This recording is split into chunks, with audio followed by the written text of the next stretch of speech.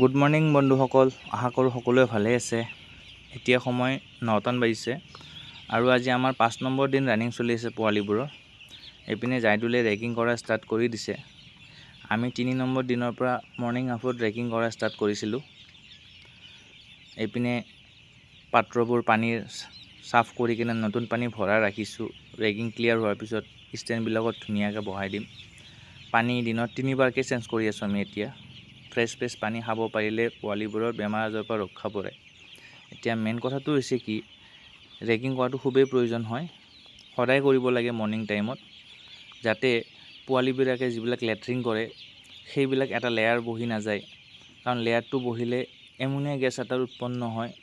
তাৰ কাৰণত পোৱালিবোৰৰ বিভিন্ন ধৰণৰ ৰোগত আক্ৰান্ত হয়। CRD লাগিব পাৰে, পেটত পানী জমা হ'ব পাৰে। তো খুবেই প্ৰয়োজন হয় ৰেগিং কৰাটো। আপোনালোকে চাব পাৰে আমি কেনেকৈ ৰেগিং কৰি আছোঁ। ভুচিবোৰ একদম তল ওপৰ কৰি দিব লাগে।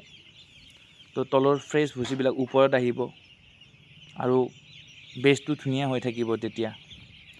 তো ভিডিঅ'টো কেনে লাগিল চাই জনাব, পাৰিলে লাইক কমেণ্ট আৰু এটা শ্বেয়াৰ কৰি দিব। Bye bye.